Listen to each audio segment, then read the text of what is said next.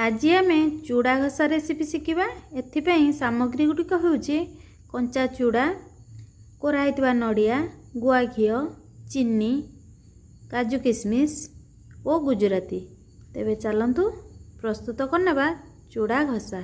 तमे चूड़ा को खदड़िया भावे ग्राइंड करनेबा। एहीपरि भावे खदड़िया ग्राइंड करनेबा।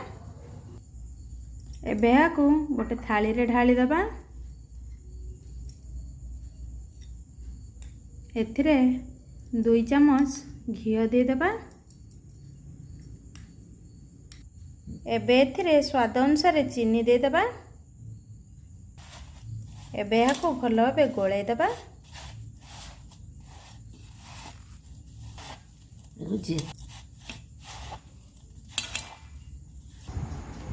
एबे याकू 10 मिनिट भल भावे घसी नेबा।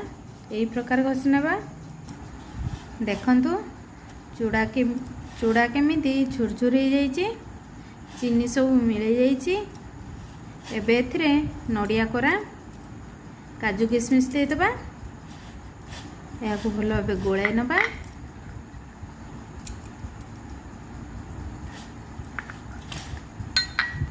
एबे एथिरे गुजराती दे दबा। याकू भल भावे गोलाई दबा।